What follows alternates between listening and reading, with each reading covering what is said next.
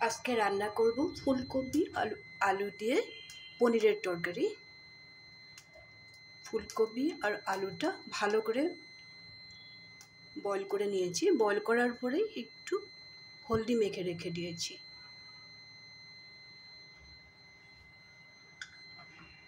আমি এখানে সরষের তেল দিয়ে রান্না করব, কিন্তু তেলটা খুব বেশি দিব না, অল্প একটু তেল দিয়ে রান্না করব। তেলটা একদমই কম খেতে লাগে, যার জন্য দেখিয়ে দিলাম যে এতটুকুই দিব, আর না।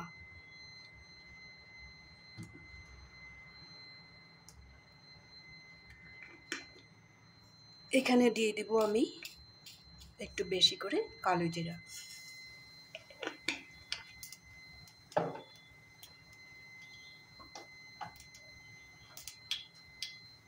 এইটুকু তেলের মধ্যেই আমি ফুলকপি আর আলুটা ফ্রাই করে নেব, যাতে পুড়ে না যায়। তার জন্য আমি গ্যাসের ফ্লেমটা একটু কমিয়ে দেব।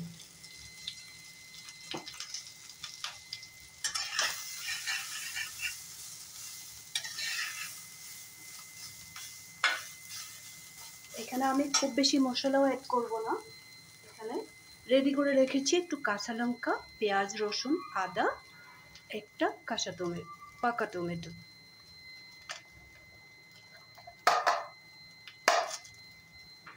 এটা আমি পেস্ট করে নেব। এই সময়টা আমি গ্যাসের ফ্লেমটা, তেল যেহেতু কম দিয়েছি, গ্যাসের ফ্লেমটা কমিয়ে রেখেছি যাতে পুড়ে না যায়, নিচে লেগে না যায় যাতে। এখন আমি এটাকে পেস্ট করে নেব।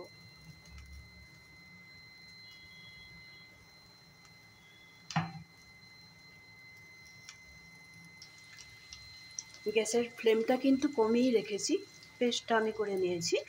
পেস্টটা খুব বেশি মিহি পেস্ট করতে লাগবে না।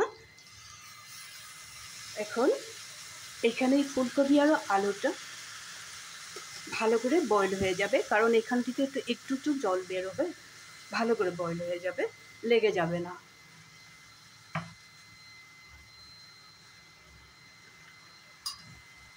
এখন গ্যাসের ফ্লেমটা একটু বাড়িয়ে দিলাম। লবণটা আমি দেইনি, আমার হিসাব মতো একটু লবণ দিয়ে দিলাম।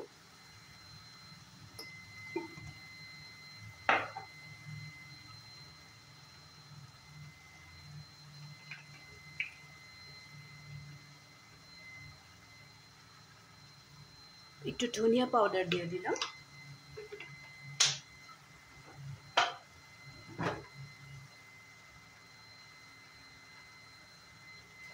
এখানে দিয়ে দিব একটু জিরা পাউডার।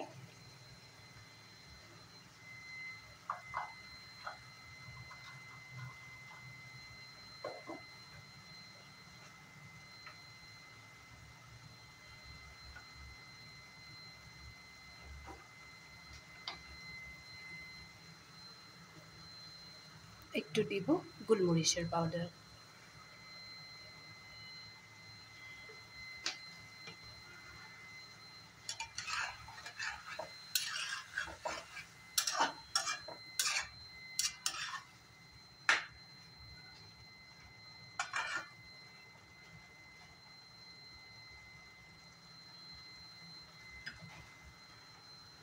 কাঁচা মশলাগুলোর থেকে যে জলটা বেরিয়েছে, ওই জলটাতেই যাতে আলু আর ফুলকপিটা, একবার তো বয়েল করা হয়েছিল, আর অল্প বয়েল হওয়ার জন্য ওই জলটার মধ্যেই বয়েল হয়ে যাবে। এখন আমি একটু সময় ঢেকে রাখবো। এইভাবে একটু রান্না হোক, আবার 2 মিনিট বাদে আমি ফিরে আসছি। ঢাকনাটা তুলে আবার দেখে নেব।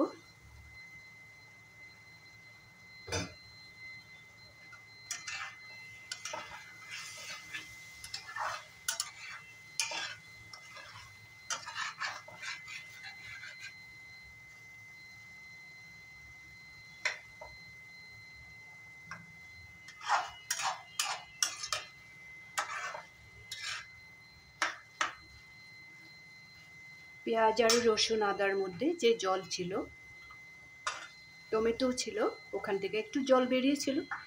এই জলটা দিয়ে সবজিগুলো বয়েল হয়ে গেছে। এখন আমি এখানে একটু গ্যাসের ফ্লেমটা বাড়িয়ে দেব। বাড়িয়ে দিয়ে একটু গরম জল অ্যাড করব, ফুটানো জল অ্যাড করব।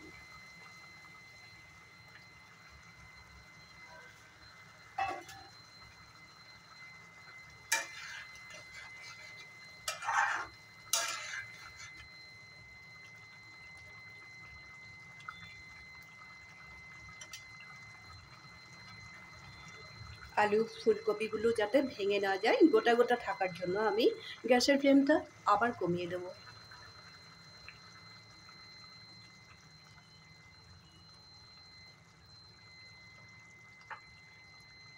এইদিকে আমি রেডি করে রেখেছি পনির।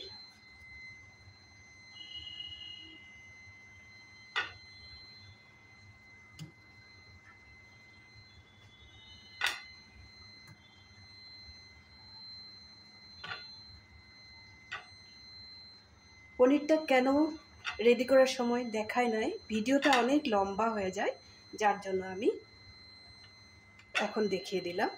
খুব সুন্দরভাবে সেট হয়ে গেছে। পনিরটা সেট হইতে কিছু সময় লাগে, যার জন্য ভিডিওটা অনেক লম্বা হয়ে গেলে কেউ তো দেখবে না, যার জন্য আমি এইভাবে করেছি। আগের ভিডিওটা আমি পনিরটা কিভাবে ছানা কাটিয়ে নিয়েছিলাম তোমাদের দেখিয়ে দিয়েছি।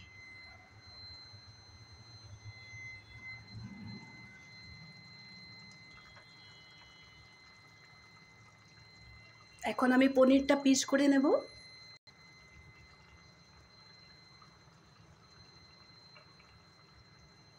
অনেক আগে পনিরটা আমি ছানার থেকে কাটিয়ে রেখেছিলাম বলে খুব সুন্দর হয়েছে, খুব সুন্দরভাবে সেট হয়েছে, যার জন্য কাটতেও সুবিধা হয়েছে। সরি, আমি দুধের থেকে কাটিয়ে রেখেছিলাম ছানার থেকেই পনিরটা বানিয়েছি।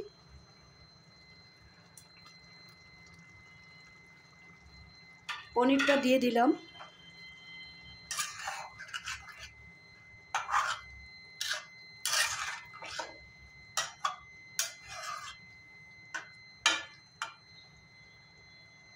এখন একটু গ্যাসের ফ্লেমটা বাড়িয়ে রাখবো। এখানে রেখেছি একটা প্লেটে 4টে ছোট এলাচ, একটা বড় এলাচ, অল্প ধনে পাতা। এটা আমি খুব মিহি পেস্ট করে নেব। একটা ছোট মিক্সির বাটিতে নিয়ে পেস্ট করে নেব।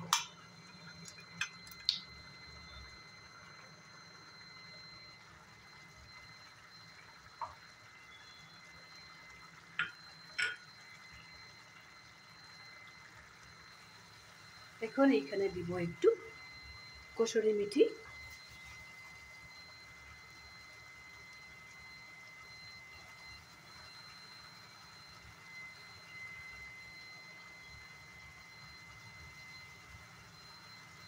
পেস্ট করা ধনে পাতা আর এলাচটা এখানে দিয়ে দেব।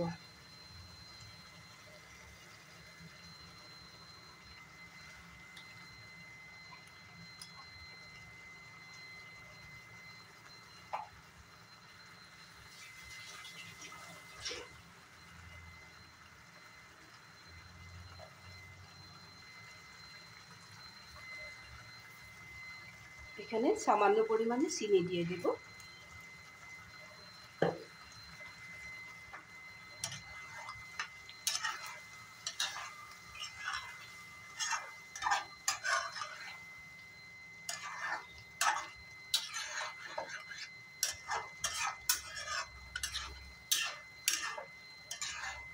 ফুলকপি আর আলু দিয়ে বানানো পনিরটা আমার রেডি হয়ে গেছে। এখন আমি গ্যাসের ফ্লেমটা অফ করে দেব।